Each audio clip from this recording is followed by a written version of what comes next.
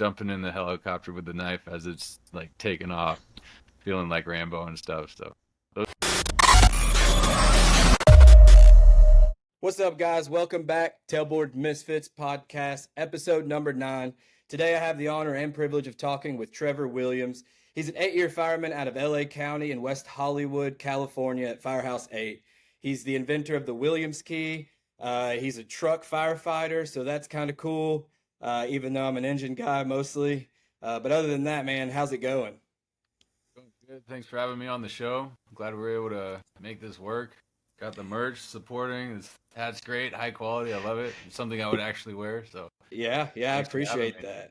that. Is there anything I missed in the intro? Anything you want to add, man? Because, like I said, we barely really know each other, and if there's anything that you would want to add in there. No, you pretty much summed it up. I'm 34 years old, married, 2 little babies, 2 girls in diapers right now. Not twins, but pretty close in Hmm. age. Based out of Los Angeles. Been out here a little over half my life, and yeah, work for Los Angeles County Fire Department, and like to invent stuff. So yeah, Yeah, that's it. that's it. So I really wanted to start. You whenever we linked up, you mentioned the Haiti earthquake, and um, were you living in Haiti during that? Uh, no, so I lived in Haiti for 3 years growing up and as a teenager. My family were missionaries. My dad worked for World Vision, which is a large nonprofit organization. Um, they're all over the world, but happened to work in Haiti, and they do like emergency relief work type stuff. Um, so yeah, I was there as a teenager, and then moved to California at one point, or I still am today, because it got really rough in Haiti. Haiti is the poorest country in the Western Hemisphere. Um, and there was like a lot of civil unrest going on while we were living there. So eventually got too dangerous to live, and evacuated to California. So when the Haiti earthquake happened, it was 5 years later. My family was still living there, and or they had moved back, and I happened to go visit first time back in 5 years, the week of the earthquake. I got there a couple days before it happened, and just crazy happenstance, right? Like that, very unlikely, that I would be going back 5 years later, the week of the earthquake. But I knew it was for a reason. I knew I needed to be there for my family, for the country, and I was able to help out. So, yeah, we can talk a little bit about. It was pretty intense. If you want to hear the Yeah, story. no, let's talk about it because I was about to, were you already a fireman for LA County when that happened? No, not yet. I was barely 19 years old when this Okay. happened. This was January 12th, 2010. And I'd been an explorer for LA County for a couple years, so I had the firefighter mindset, just didn't have the badge yet. I'd just gotten my EMT like a few months prior, just gotten my national registry. I did some fire science classes, and I think had I done my academy yet? I know that year I no, I did my state academy later that year with the college. So, but I had done a lot of training, taken a lot of classes, so knew how to help people. To sum it up. Anyway, yeah, I was at orphanage when this happened. So the earthquake was a 7.0 earthquake. It lasted 39 seconds long, and it was like very shallow. So it was more devastating, especially to a country like Haiti, who has poor infrastructure, unreinforced concrete buildings, like on a mountain going down to the ocean. So they're like stacked on top of each other, came down like dominoes. Um, yeah, I was in an orphanage on the second floor when it started. I'd never experienced a major earthquake before, even having lived in California for a couple years. We're known for earthquakes. I did not recognize this as an earthquake. It felt like a big Mack truck was barreling down the road at first. It was like a low rumble. Um, and then our building was shaking. I was like, oh man, that's a big truck. That was the first thought in my head. Um, and then somebody yelled earthquake. And Haiti's never experienced an earthquake.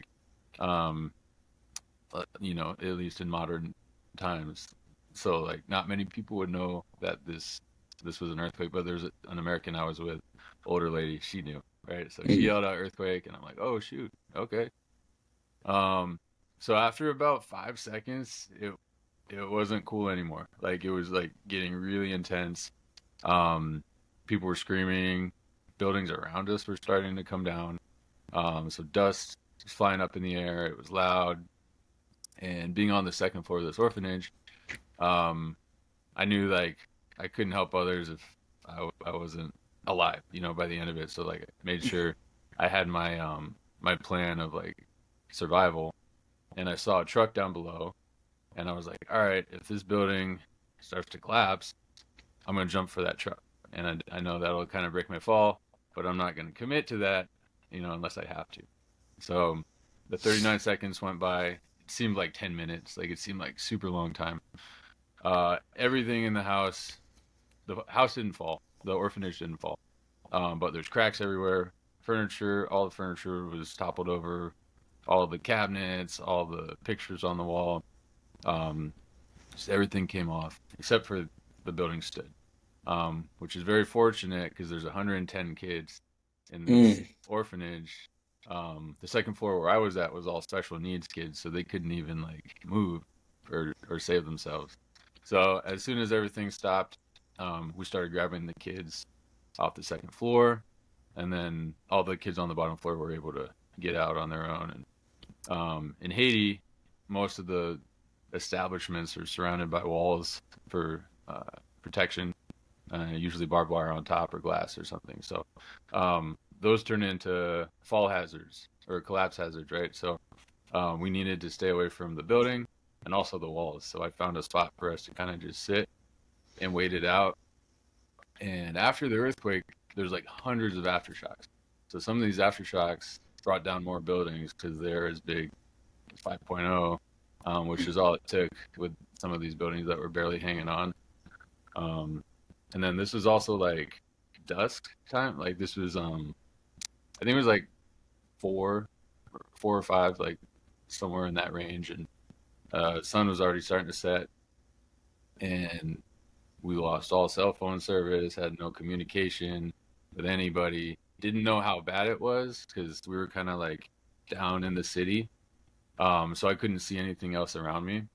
But from what we experienced, I'm like, oh, that wasn't good. But I had no idea. Um, it was way worse than I thought. So this is the most devastating natural disaster in modern history. Right. Yeah. It killed 300,000 people, left another million homeless, another million injured. So that's that's bad anywhere. Um, if you think of 9/11, that was like changed the history of the world pretty much, and Hmm. that was like not even 1% death toll of like what happened in Haiti. Um, but different, right? Different like um, it wasn't natural, right? So that Right. was bad, right? That was really bad. Um, but as far as loss of life goes, this was really, really bad. Everybody was affected. There's only 7 million people in Haiti, so to have millions lose their home or get injured or die, uh, pretty bad. Um, so yeah, I was there and I didn't know where my family was at. Waited a couple hours. My dad showed up. He had an idea of where I might be, but he didn't know like specifically. But he eventually found me. Um, So in the moments right after like the earthquake hit and you made it out of the building or whatever, like what was going through your head during that time period? I mean, like you mentioned all that recent training that you just did, like I could imagine being put in a situation even not to that extreme, but like I know like the want to probably go out and do things was there. So like what was going through your head at that time? yeah, exactly. So I uh, I had the urge to just like start exploring, and like you could hear people yelling and screaming, people that were hurt outside the walls. But there's 110 kids who are scared and like don't know what's going on, and like I knew I needed to stay in place, especially because there was a loss of communication between like me and my family, and then the need to like keep these kids like kind of like calm and wrangled, and like normally they don't have to tend to 110 kids all at once. Right. It's like all the special needs kids need to be like held outside now, and like it took a lot of hands. So as much as I wanted to go out and be like first responder and like help the people that are trapped under rocks and stuff, um, I had to force myself to stay there. So yeah, good question, but I mean, at yeah, that moment, thinking about it, like that's probably just where you needed to be at the time, anyways. yeah. So, how long were you there? Like after the day of the earthquake, how long were you in Haiti after that? I stayed for a couple weeks after that. My family has a pretty crazy story where we thought they had died. They were in a Mm. five-story collapse. My mom and two sisters were on the bottom floor. And when my dad found me that day, he came and talked to me, and he had this look I'd never seen before on his face, and he was like, "Trevor, we need to talk." And he said, "I went back to the apartments where your mom and your two sisters were, and there's nobody alive there."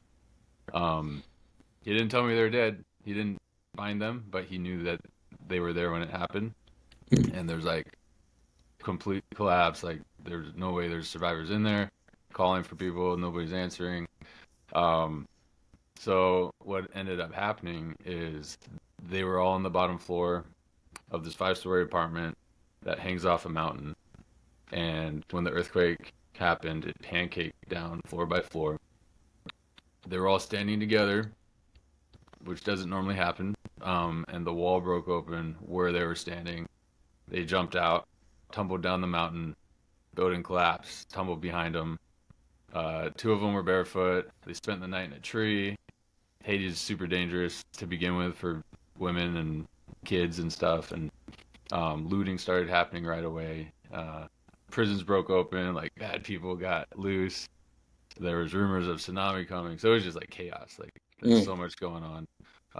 And then yeah, the no phones are working and bodies everywhere. So um, we ended up reuniting the next day at my dad's office. Like we went to my dad's office to get like shovels and tarps and water and food and stuff to go dig. And that's right when they were getting dropped off to like somebody picked them up the next day and got them to the office, and they're like beat up and bloody and covered in debris. My youngest sister was like 4, she couldn't see, so they were carrying her. My mom was limping. Like it was a scene. um Wow. but going from like thinking that they hadn't survived to getting them back, it was like a beautiful thing, and something I still think about almost every day. They got a second chance. So um, they they eventually, the next day, they got evacuated out by the Air Force at the U.S. Embassy, and I was like, Dad, I gotta stay. Like I gotta help. I know the language. I'm like an EMT. I've done my fire class. I've done some training. Like I know what to do here. Like, and people were telling me like, you have the golden ticket to go back to America and the U.S. Embassy, and they're not letting people leave, but the Air Force is doing. You can take it. And I was like, my golden ticket is to stay here. Like everybody's gonna want to be trying to get here to help, and they can't. So I'm gonna stay. And my dad's like, yeah, you're right. Here's the keys. You stay. So my dad went with my family, and then I was on my own at 19 in Haiti, in this big disaster for a couple weeks. So pretty Wow. nuts. Like, what did that look like? Were there organizations there pretty quickly that you were able to be a part of, or were you more or less freelancing, for lack of better words? A little bit of both. So the first thing I did was I went to the World Vision headquarters where my dad was the director at the time, and they knew me kind of. They knew my dad for sure. Um, but yeah, they knew who I was, and I was like welcome there and stuff. And they looked at me as my dad, kind of in a way. Like I had the Hmm. same capabilities, and I didn't. Um, but they were like, okay, yeah, you're in charge of this food distribution. And so we loaded up some trucks. World Vision had like water and supplies and some food and stuff. And we went out, and food, water, and gasoline were the three items that were like everybody needed.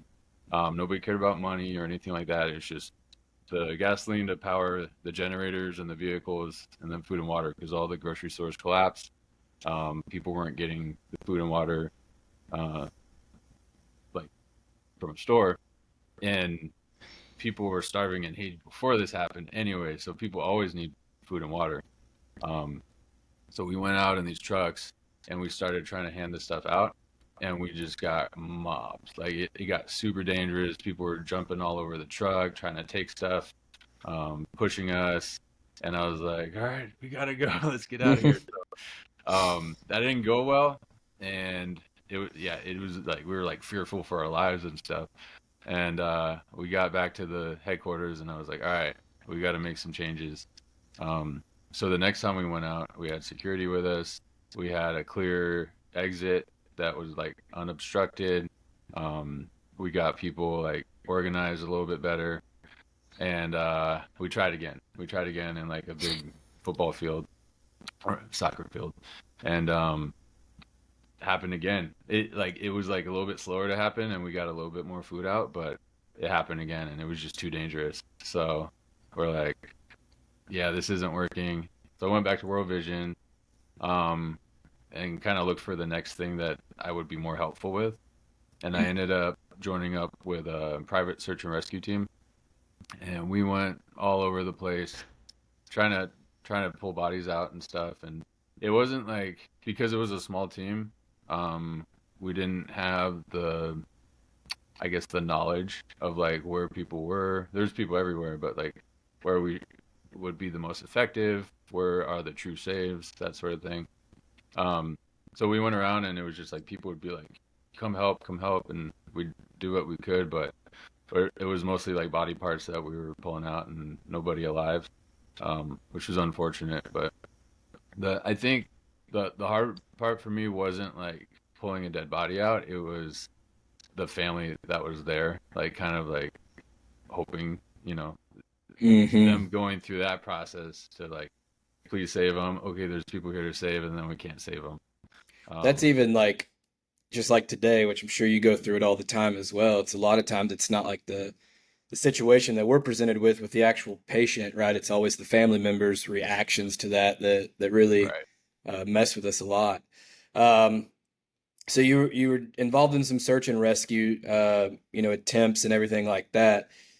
Did you at any point already like did you already made up your mind that you wanted to work for LA County before you ever went there? Oh yeah, yeah. Yeah. I'd been an explorer, so like a kid who trains with the Hmm. department, does ride-alongs and stuff. I'd been doing that for years. I'd done my Explorer Academy, which allows me to do the ride-alongs, and so this is a crazy part to this story. I was wearing an LA County shirt and an LA County hat like during this time because I lost everything in the apartment collapse. So all my clothes and everything were gone except for what I was wearing the day that it happened. And LA County has an international search and rescue team, Hmm. Task Force 2. So when I was at the U.S. Embassy seeing my family off, Task Force 2 lands, and I see like LA County, and they have a big team. They have like they can send out like 80 people on a heavy team. Um, and so I was there's a fence between us, but I like flagged one over, and I'm like pointing my hat, my shirt, and stuff. And they're like, "What the heck is this kid wearing all this county stuff?" So really, really weird kind of thing. And I told him, I'm like, hey, LA County Explorer, like I was here when it happened. Can I help you guys? Like, can I be part of the team? And they're like, no, sorry, kid. And now I understand. Like, there's a lot of like FEMA and AFTA rules they have to follow, and they Hmm. can't just like take people on and have them be part of the team. Like, it's a very structured approach that they take. And it would be like me like going up to like Marines, and being like, hey, can I like go into combat with you guys? Like, Right, right. I like war or whatever, like you can't just do that. So that was like kind of disheartening because I'm like, dude, I can't believe we're both here, and like I have like local knowledge, like I know the language, I've lived here. Maybe, Could have been an asset. yeah, maybe if I like talked to the right person, they would have seen that. Um, but they basically told me to kick rocks. Sorry, kid. Yeah. And I wasn't hired yet. I was in the process, but I wasn't hired yet. And And so I was like, all right, one day I'm gonna get hired, and then one day I'm gonna be on that team. So I did. Eventually, I did get hired, and then it's like a 2-year process. It's like a specialty team, so you're taking a lot of extra courses. You're out on your own time. There's an application process. It's intense to like get on that team, and eventually I did get on that team. So I kind of brought that full circle. Yeah, Um, absolutely. but yeah, that was. Was Oh, yeah. Go ahead. I was just saying, was there any like specific point? Obviously, the stuff with your family was very significant for you. You know, thinking that your mom and your sisters had passed away, and then seeing them again. That's got to be pretty impactful. But from the weeks that you were there, was there any just like one story or one moment there that was just like something? I'm sure there's multiple, but just like that one that just sits with you forever that you look back on and makes you like really proud or just makes you think of it a lot. Um, let's see. That's a good question. Like nobody's actually asked me that before. I think the most like the most beautiful moment was getting my family back for sure. Sure. Like that probably in my entire life. Like going from like total loss to like second chance. They got a second chance. Hmm. Um, there's a lot of uh ugly stuff going on with the death and the the looting and kidnapping and violence and stuff like that. I think there was a moment where I saw a huge impact. Actually, there's two moments. Um, one was towards the end. I was part of a rubble removal crew that was digging out rubble from wells, so people could get clean water again, like whole villages. Um, and that was like so simple, right? But had a huge impact because now all these people are gonna like survive because they can have water again when this is their only water source. Um, the other big impact, this one might have been actually bigger impact. I ended up joining a helicopter team, and it was a group of independently wealthy uh, people from Utah flew their helicopters down, and they were just there to help. And I kind of pitched myself to them, and they're like, "Yeah, like come on and help." So for about a week, I was loading up helicopters, flying all over the country, and we're dumping food for people. And we had the same scenario where the helicopters were getting mobbed Mm. initially, so they had to learn from that. And they started doing like the hover, and then we'd unload everything without landing. And then towards the end, we got real creative, and we'd like we could land on a like I don't know, not a pier, but like a concrete thing out towards the water, and dump all the food on the other side, so the helicopter would kind of block. We'd make sure people didn't get close to the helicopter, then take off. Then everybody could go and like grab their food without us there and Yeah. work it out amongst themselves. We'd also hover above like rivers and like dump into the river, but like out of the woodworks, there'd be like hundreds of people coming out to like catch the cans just floating down the rivers and stuff like that. Right. So that was super impactful. There's points where towards the beginning, 50-pound bags of beans, Rambo knife, jumping out, cutting them open. People were rushing us. Helicopters taking off, jumping in the helicopter with the knife as it's like taking off, feeling like Rambo and stuff. So those are I some mean, fun moments. unfortunate. Yeah, those are like unfortunate circumstances, but those are like memories and experiences that a lot of people will never ever have, and that's pretty cool. So you get home from Haiti and you get hired on with LA County. What that's a large department. It's probably one of the largest in the United States. What's the hiring process there like? I mean, is it pretty basic compared to other departments, or is there anything special about it? um, Nothing special. I was trying to get hired during a tough time. So 2008, I turned 18, put in my application. 2008, there's like housing market crash. They're blacking out, browning out stations. They're doing hiring freezes. So tough time to get hired. In the meantime, I'm like, I want to work for LA County Fire, but I want to be a firefighter wherever I can. So I put I filled out 60 applications over the course of a few years. Flew all over the country. I applied in Texas, Dallas, Fort Worth, FDNY, Washington, Arizona, Las Vegas, everywhere, all the big cities. I tried to go and test. My process took about 7 years. Wow. Um, so you fill out your application. You got to do it's called CPAT, which is like your Mm-hmm. physical test. Um, and then you go and you wait for your see if you get accepted. Wait for your letter. Go take your written test. After that's the oral interview. After that, it's your background investigation. After that, your medical. Um, Now, for me, these things were like spaced a year apart. So things were expiring. Like my medical expired. So a year later, I had to go back and do that again. The background expired. I had to go back and do that again. I had to do those like 3 times. Yeah. Um, and that whole time, I'm like, I'm keeping my nose clean, staying out of trouble.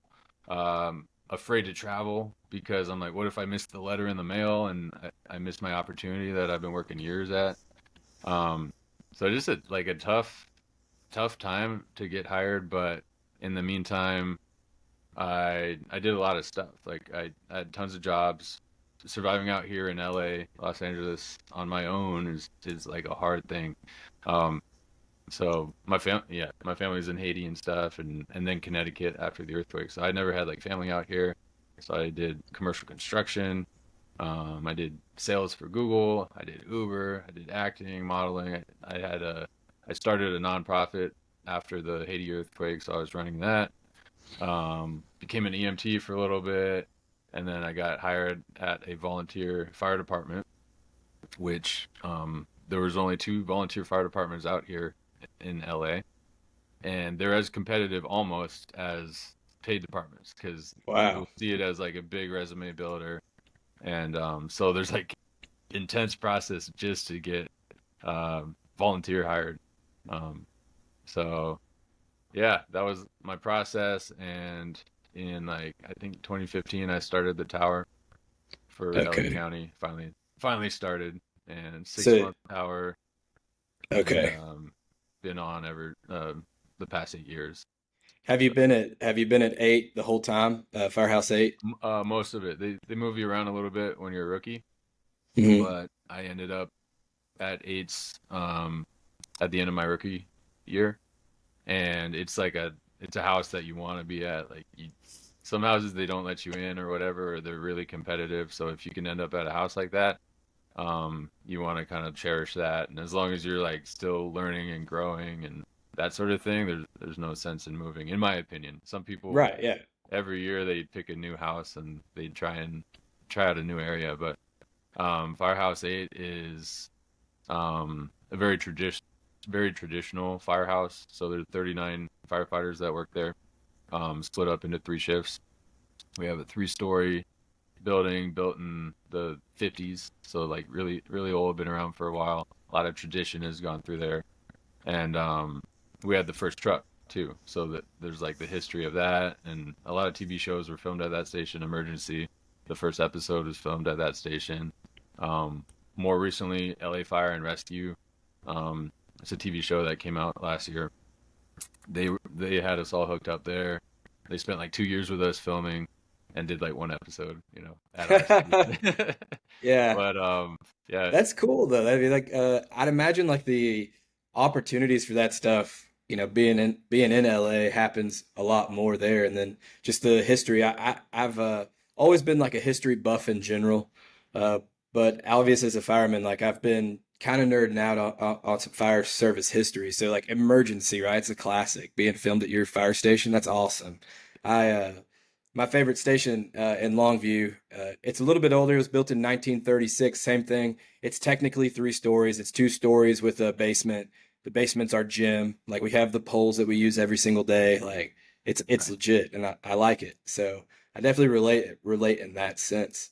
Um, so whenever you were assigned to eighth, were you immediately assigned to a truck, or is that a spot that you had to like work your way into?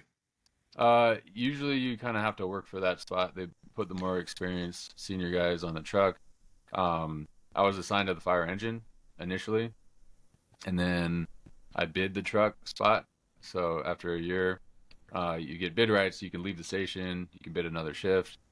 You can bid your own shift on a different piece of equipment, which Hmm. not many people do. But I really wanted to work on the truck, and take a lot of pride in that truck. It Our truck is a '99. Like Wow. it's old, but it's been taken good care of. We need a new one, but it's we every day we put it through its paces. Then the mechanic comes out and fixes something, and then we have the rest of our day, and it works for the most part. So, but yeah, a lot of pride. That truck's seen a lot of fires and been through a lot. So I How definitely many wanted to people work are on it. on your crew?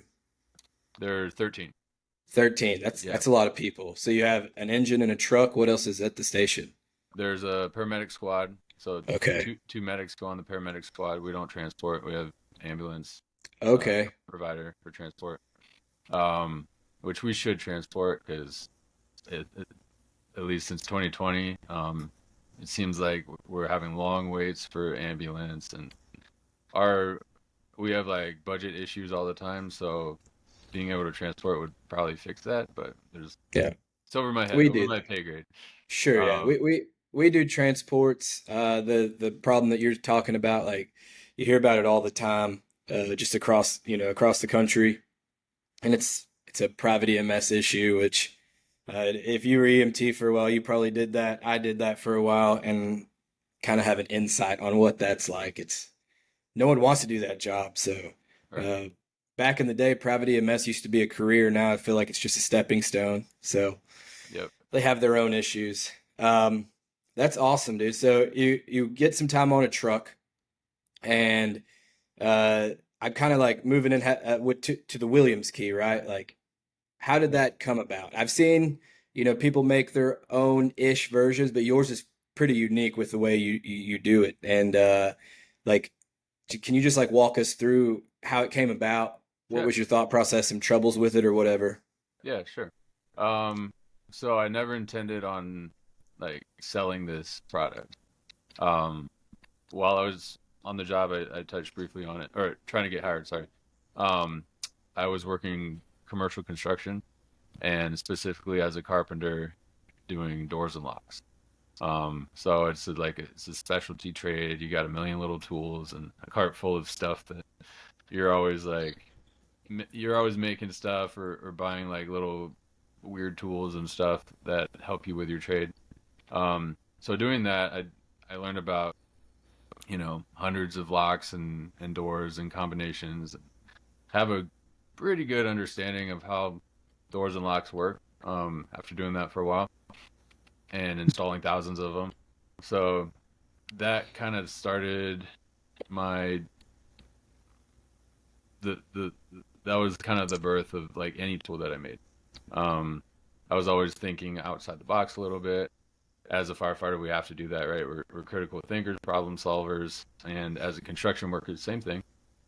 You're constantly like having to like install stuff or fix something that didn't quite go right or whatever, and you're having to think with your surroundings and the tools that you have, and sometimes the tools you don't have, where we might make one. Um, so when I got hired on the job, I had like my little wizard bag of stuff that I thought would be quick access tools and tools that um, we would use on the job, not just for doors, like maybe a key for a manhole cover or an elevator pick or something like that. Um, or I have like mini bolt cutters for people get the ring stuck on. So just whatever. If there's a call and I was like, man, I wish I had something that did this, I'd either go try and find it or try and make it. Um, so one of the things I had made was what's now known as the Williams key, but like a cruder version out of a framing square. And I encourage people, hey, make your own if you don't want to spend the money and stuff. Like I'm not here to make money off of people. I want firefighters to be better at their craft and to be able to be quick and get in and make a difference, save a life, or prevent damage, right? To grandma's house, she doesn't need her door kicked in when you could easily, bypass her lock maybe. Um, so I started pulling this tool out pretty much every shift and using it. And before long, people were interested. And hey, Trevor's like pretty handy, with getting in and doors and stuff. They started noticing that. And as a rookie, like you don't want to like, flex your anything. You're kind of like humble about it and stuff. But um, I did take pride in getting into doors, and I was always sizing doors up as we're pulling up. Um, and you know, trying to be one step ahead when it came to that sort of thing, and thinking about the tool that I would use to get in if there's a tool I could use to not do damage. Even if like I can pick locks and bump locks and stuff like that as well. So sometimes those tend to be the best method if there's like a deadbolt or something. But there's different tools for every door and lock. The Williams key doesn't fix everything. It's not a magic key or anything like that. But there's a place for it. And when it works really good, and it's fast and it doesn't do damage. So people started asking me like, "Hey, you mind making me one of those stupid things, that you carry?" Because nobody wants to give you a compliment, right? In the fire service, they like something of yours, they won't like make it known very clearly, right? But Hmm. so people wanted my tool, and I was like, "Yeah, you can make one, or it's gonna take me a while to make one. Um, so maybe I'll see about having like a fabricator make us like a batch of 10 or 20." So I did that. Did that, handed them out, and people liked them. And before long, like word spread, and like other people I didn't even know were coming to me asking me for that tool. And I was like, all right, I'm gonna have to like start charging people if they cost me money, to have them made. So, yeah. So the next batch was like 100, and those went really quick. And I was like, all right, I think this is like turning into a thing.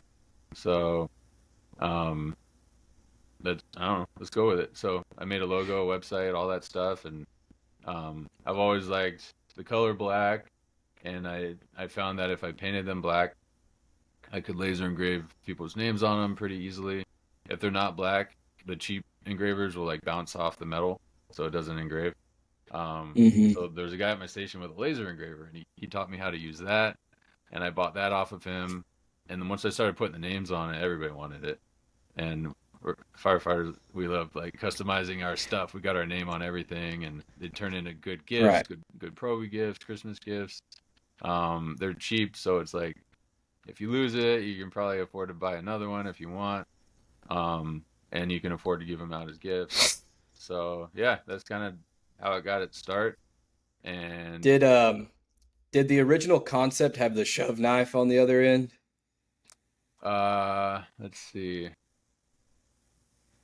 of mine, yeah, mine did, Yeah. yeah, Okay. Okay.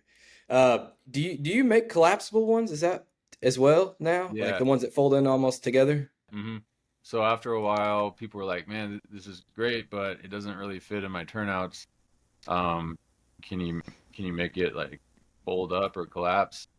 And I thought about it for a while, and I was like, I mean, I can try. Like the issue I see is like a screw getting in the way. So like you're not able to fully get into the reveal of a door. So I spent maybe 6 months or so trying to engineer something that would still be effective. And with my folding version, the handle slides so that there's a screw on it, but the screw slides out of the way, and then you're still able to use it and keep the screw from um, bumping into the reveal in the door. So it's still effective. The one I always recommend people get the original, the standard, because it's one solid piece of metal, so it's stronger. Um, and then there's no screw, so there's one feature you're able to do where you have like a diagonal reach. If I got it. So um, this is your biggest working reach right here.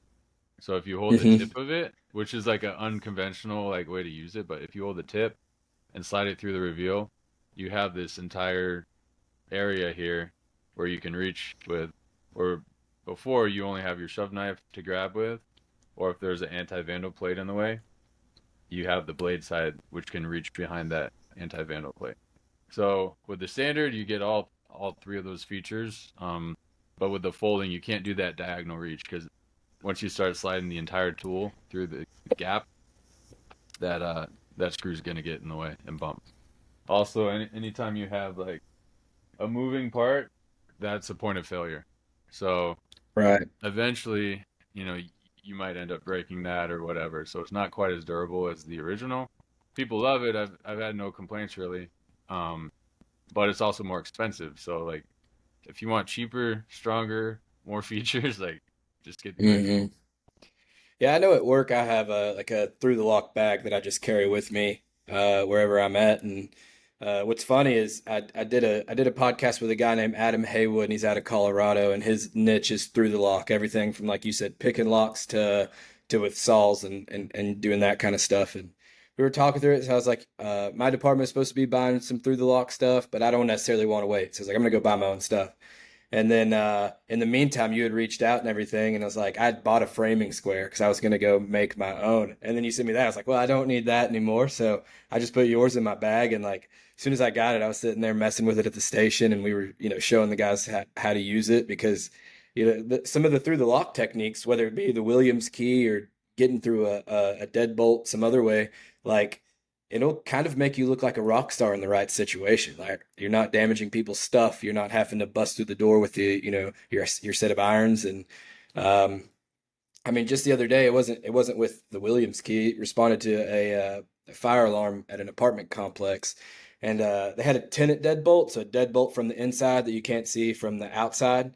And it wasn't locked, so I knew no one was home, most likely, anyways, and was able just to bump that deadbolt down with a little rubber mallet and get in there and slide it out, right? And we were in through the door in no time. I mean, it didn't take that long. And that Williams key, which if anyone goes to your Instagram and follows you, they'll be able to see time and time again just how quickly you can get through those doors. And a lot of times they'll get through some doors way quicker than a set of, conventional irons and doing Yeah. it the old school way, if you will, There's a with little time to no damage. Yeah, there's a time and place for the irons. I love them. I've got a let's see. Here. Original Hugh Halligan. So like I'm a nerd too when it comes to this sort of thing. You can see his name on there. These are very rare. Wow. I don't know if you've heard about these or anything, but um, it's like a museum piece almost, right? You don't want to use it, but I look for stuff like this. So I love the Halligan, the history behind it, and then I've experimented with multiple different sets that I've made and brought into my station, including Fire Mall. I don't know if you've Hmm. seen his stuff, but those are some heavy duty. He sent me a set, and so we use that on the truck sometimes. So yeah, there's definitely a time and place for all that stuff, but Williams key is quick and fast when it's the right door. So part of the training I tell people is like, hey, just learn to recognize your doors, um, and you'll be good. Put a little bit of like that's where the training comes in. Put a little bit of effort into like knowing what types of doors it works on. Get out there, train, know how to like troubleshoot a few situations. Like I recommend people gap the door if the reveal is too tight. So a flathead screwdriver or a wedge, gap that door. The Williams key should go in easy. Like you shouldn't be forcing it. It's not a prying tool. Because people get mad. They'll send me like they jacked up their tool or whatever, and I was like, it's think of it like a lockpick set. Like it's not meant to force anything. So if you're struggling with it and you're forcing it, you're doing it wrong. Yeah, it's more of a finesse piece than a forceful piece, that's for sure. Yeah. Just hitting on that topic, like we at my department we're responsible for going out and doing like inspections as well. So we have a downtown area which is where I was assigned for the last 3 years now, and um, we would go through all these rows and strips of businesses and go around, and that's what we would do. We would go look at their doors and like, hey, if we needed to get through here, like how would we do it? And a version of like a personal or made version of the Williams key, like that defeated almost every single one we'd come across for the most part. Just taking the time on certain things. We had a small little fire at a restaurant not long ago, and it was on the south side a little bit more of a ghetto part of the town, and we went around to the back side of the restaurant, and the back door had like where they used to have a panic bar. Now they, then you could see where they used to have like a drop bar with the carriage bolts, and then now they got rid of that. Now it's just like a traditional deadbolt. So I was able to go and show some of the new guys like, hey, like this is like every version of the door we might come across, and this is how we would get through every single one of those That's funny. quickly too. So yeah, it was a cool little scenario that I saw the door and was just like after the fact, the door was open already, but after the fact, I was sitting there looking at it and I was like, you know, there's like 4 or 5 different ways that they used to lock this door. And now it's just a simple deadbolt. So like, just take the time to go show some of the newer guys that. Yeah. Me and my wife bought a tanning salon right in early 2020 before things started getting shut down. And it was kind of a bad business move because that was well, it was bad timing for one. But Yeah, we got broken into like multiple times. And we had a back door with Panic Hardware and then like a security gate after that and a drop bar. And somebody hooked up like a pickup truck to it and like yanked the door out of the I'm like, dude, there's nothing in here. Like what are you trying to do? And we shut down the salon now, and even for us, like we couldn't get anything out of the salon. Like those beds are like 1,000 pounds. There's never any money in the cash register. So um yeah. I built the biggest, baddest security door after that. I was like, if anybody knows how to do this, like it's me. So I took pride in like making a really secure back door. But when you're hooking up a pickup truck to it, it's like that's like Fast There's and not a whole Furious lot you can style, do. like you're like stealing safes out of banks and stuff. So a lot to So, learn from that. yeah, along like the Williams key, like I know you make, and I'm going to throw the links to your website in the description of this podcast and everything. And I know you make different sizes, but it's practically all the same concept with the Williams key. Aside from that, like, have you made anything else? Are you looking into making anything else? I know you mentioned like you're always trying to solve problems if you don't have tools for it. Yeah, sure. Yeah, I probably have like 10 products out there. Um, the main ones, and I'm getting so busy now with orders. Like we've sold over 30,000 of these things. Um, and I'm like, I just signed a contract with a fulfillment facility to like start processing this stuff for me because I've been doing most of it on my own. Um, I don't promote the stuff that is hard for me to make or where I can't Hmm. do it in bulk because some of the stuff I do like myself. Like I have a Williams wedge that glows in the dark. It's really cool. It's the skull logo, and people love it, but I never promote it because I I have to like mix the compounds and the glow in the dark and put in the molds and the pressure pot and like clean it up, and it takes me a long time for each wedge, and I'm proud of it. And it was like one of those things I made when I had the time to do it. Um, but now I'm like, oh no, somebody ordered a wedge. Like somebody ordered 10 yesterday, and I'm just like, oh, I'm not I even know sure I I have do. enough. I've never put two and two together, so this is funny you're saying this. I know of at least 3 people that I work with that have a Williams wedge that is the same thing you're talking about. I Really? did never put two and two together, but I Oh know people man. that have them. So, Yeah, my blood, sweat, and tears are in those things. Um, so that's one product, and it's like it's not like I could just come out as a nobody and hey, I sell the Williams wedge and you should buy it. But once I had the platform of the Williams Key brand, um, people trust it and they're like, oh, what else do you got? Like I like the Williams Key. You sell anything else? So now they'll come to the store with a shopping cart and just load it up. And we have like bundle deals now, which I just started doing, and they've been like selling like hotcakes. Um, where there's like the number one bundle, and then there's the ultimate bundle deal, and it offers like a lot of stuff that we sell. Where it's like the key, and you get a free custom engraving, and you get stickers with it, and you get a Molly tactical case, and I carry that. I have a belt on my turnout pants. I carry the case in there with my key. But especially for like we have like Navy SEALs buying and SWAT and breachers and stuff. They like to carry it on their bulletproof vests, that tactical case. Um, and then we partner with Door Jam, and that's a great way to hold your door open after you open that door. It's like a rubber band. So we sell that, Williams Key version of that. Inward door slip knife pairs really well with the Williams Key. So Williams Key does good at outward swinging doors mostly, sometimes inward, but majority are outward swinging. Inward door slip knife, we partnered with Firefighter Swipe Tool, and we market their product in our slip knife marketing, and that's good for inward swinging doors. And it's also a good way to check if there is a deadbolt, because on an inward swinging door, you Right. don't know if a deadbolt's engaged or not.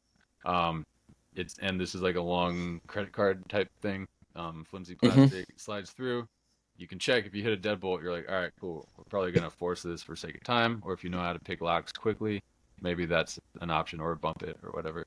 Um, so yeah, we sell that. Those sell really good. I made a device called the RIP cord, RIP cord, and it stands for Rescue in Progress. And we got new SCBAs, and guys were having trouble deploying their um, buddy breathers, their EBSS, Hmm. and so the RIP cord attaches to your buddy breather. It's glow in the dark. It's a pyramid, something that is like textile and you can feel with a gloved hand, and it helps you deploy that buddy breather in like without having to look at it, without if you're inside a fire. So we make that. Another thing that I don't promote because it's like a lot of labor goes into it, and it's me doing it. And then one thing that's super simple, I'm pretty proud of. I think it's a unique idea, and they've been selling. We sell a lot of these, like 1,000 at a time, to departments and whatnot. Are these door hangers? So very basic. Um, you hang this on a door after you make entry if nobody was home. So let's say fire alarm's going off. You break into this house to shut it off, make sure there's no fire. But nobody's home. You don't know who to talk to, who to tell. You leave this on the door. You can leave a note. Hey, fire alarm was going off. We made entry. Sorry, we knocked over your flower pot, or there was no damage. Like we got in through the window, and you're good to go. There's the incident number if you want to include that. Maybe you never want to hear from these people again. You Yeah. can be as descriptive or vague as you want, and it's good customer service. So um, think if you came home to your own house and you see like footprints or like something is not where you left it, right? You'd be like, oh shoot, did I get broken into? You might never know that the fire department was there. So it's Hmm. unsettling coming home to something like that, and that's a quick fix, really inexpensive and good customer service for a department to be able to provide to their customers, when they go in. So we sell these by the thousands, and departments we offer like you want to put your logo on it, like we can put your patch on there, and it's just a nice friendly thing to leave. So I'm pretty proud of those. Um, so I try and like give samples with every key order just so people know about them, and there's the awareness for it. So that's another That's product. cool. Yeah, lots of And stuff. those are all available through your website. Yep, they're all on the website. You can get lost on the website because there's tons of like merch and apparel and hats and stickers, and I kind of went nuts with that stuff. Um, Yeah. and I, Well, firefighters love stickers. yeah, I So, know we um, love our stickers. there's a joke with me about the stickers. So I say that like everyone's got the Nalgene cups with all the stickers on it and everything. Like my podcast table, stickers everywhere. So, yeah, and the stickers you sent, they're badass, man. They're cool. Uh, they're pretty unique, and some of them are funny. I like them. So, Thank you. but all available on the website, right? Yeah, they're all available on the website. We're in the process right now. We're in week 4 of a 8-week new website build. So the new website should be really clutch, very clean, easy to navigate, and less buggy. Like it seems like every week there's some issue with my website right now, especially with the volume going through it. So yeah, pretty soon we'll launch our new website. This will be our third launch of a website, and this should be like the big leagues, like a really good professional website. Yeah, Sweet. so hopefully no more issues. You'll be able to find what you're looking for. You'll be able to see all the featured products. We have a new product dropping probably this week, maybe next week. So Okay. stay tuned for that. Um, but yeah, I'm always got a few tricks up my sleeve and working on something on the back end with this stuff. That's cool. So, one more thing. We've been going at it for probably almost an hour at this point, and I love to hear stories of the fire service, if that makes sense. I work at we were kind of talking, I work for a relatively small department. So anytime I get the opportunity to talk to someone from a big department who the opportunities just present themselves a little bit more to do the job.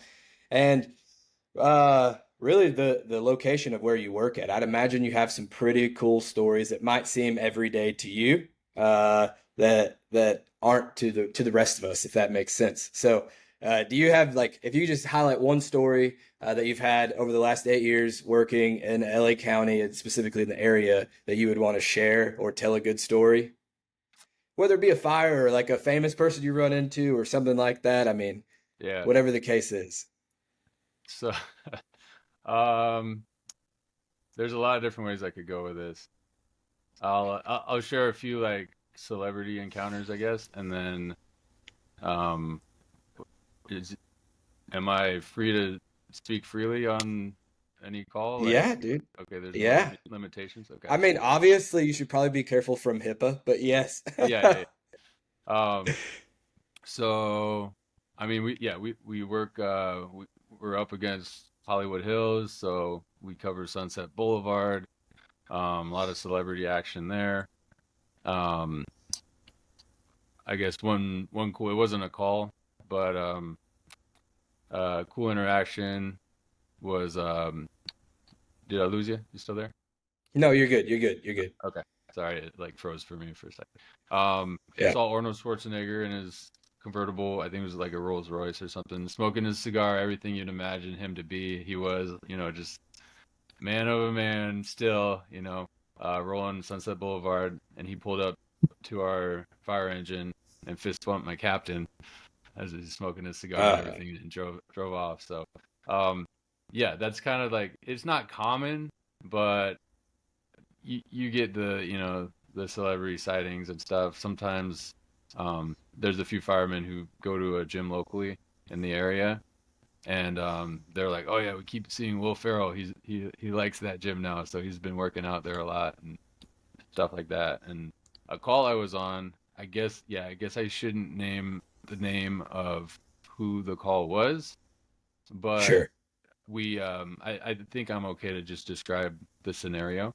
Um, Hmm. it was a medical call, and we go in, and I'm like, oh man, they must have some like really enthusiastic like Comic-Con teenager or somebody that lives here, because there's Batman murals like all over this house, and like everywhere we go. And I'm like, it's kind of weird because we're not here for like a young person, and come to find out the person who invented Batman, that was his house, and that person is no Wow. longer no longer alive. Um, but we were in the presence of like greatness inside that house. There's probably like some of those comic books go for like $50 million, like the original ones. I'm like, there's probably every original comic book of Batman in this house, So there's Man. yeah, you just find yourself in like scenarios you never thought you'd be in. And I'm not a big like comic nerd, but like if you were, dude, you'd You just could still, tripping yeah. out, right? And you could still feel it. Like this is like a special place. Like so, yeah, you Yeah. never know what you're gonna run into over there. Um, so I can tell a story. I don't know if you're familiar with the demographic of West Hollywood, um, but there's a certain different types of people. I'm trying to be PC here. Um, it's a very sexualized city. I'll put it that way. Hmm. A lot of drugs, a lot of nightclubs, a lot of like strip clubs and sex shops and all that sort of thing, right? So people go to West Hollywood to party. Um, I remember probably the weirdest call I've been on there was in my rookie. That was towards the end of my rookie year, and we go. It's a medical call. It's overdose. GHB is a drug people use to party with in West Hollywood, and they end up like passing out and stuff. So anyway, we go in this house, and the guy who greets us is the partner of this other individual, and he's all worked up, and so we get him removed, and he's like, "Yeah, my partner's in the other room," and I'm the new guy, right? So I go in and I find this guy like super naked, face down, sweaty, and he's like a pretty big dude. Um, and so I'm like, oh, let's make sure he's not dead, like check pulse. All right, cool. He's still face down. I'm like, all right, we gotta roll him over, and we're like having trouble because he's sweaty. And we roll him over, and he's wearing a cock ring, and he's pretty like well endowed and stuff. And when we flip him over, his member strikes me on my boot, and it makes a noise, like it makes a thud, and I'm just like, oh my gosh, like mortified, just like everything I'm And seeing as a for one. rookie. Yeah, it's my first time kind of in this scenario. Hopefully my last. But also just feeling like it still haunts me. Like I can still feel it on my foot sometimes. So we all had a big laugh later about that, and like a lot of people witnessed that happen. So it wasn't just me like telling some story. Everybody's like, "Oh my gosh, you remember?" Mm, So that's yeah, great. I would say that's like a pretty unique story, specific to my area.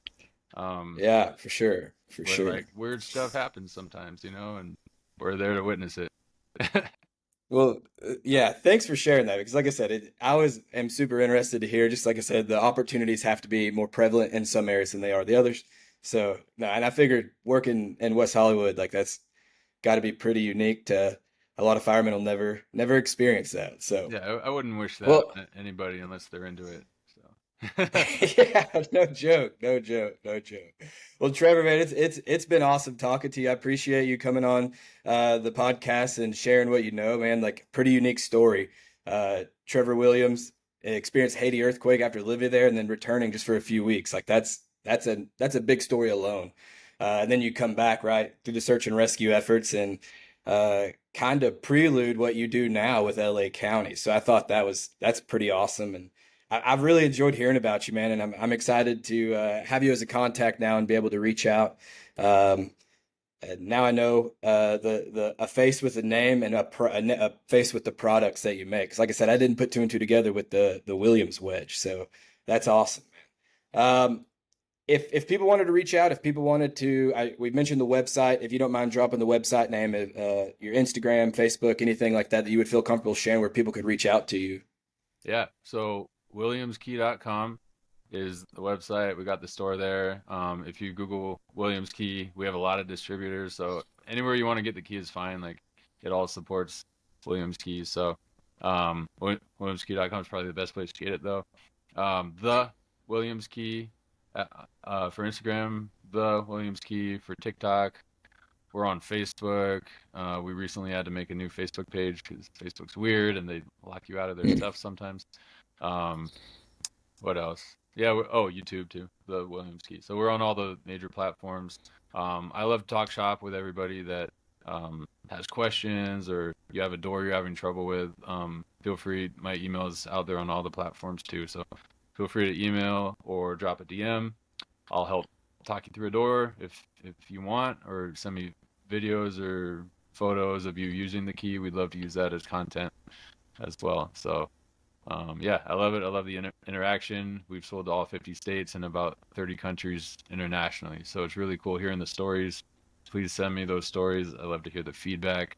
A lot of cool ones out there. So yeah, Well, congratulations, because it's super successful and it's a tool specifically talking about the Williams key that just adds value to the fire service. And really, that's all that we as firemen want is just to be able to leave our mark, leave a legacy, and add value to everyone that we can. So, Trevor Williams, man, thank you. Tailboard Misfits podcast. Don't forget, subscribe on YouTube, Instagram. The handle's the same, Tailboard Misfits. We appreciate you listening, and we'll catch you on the next one.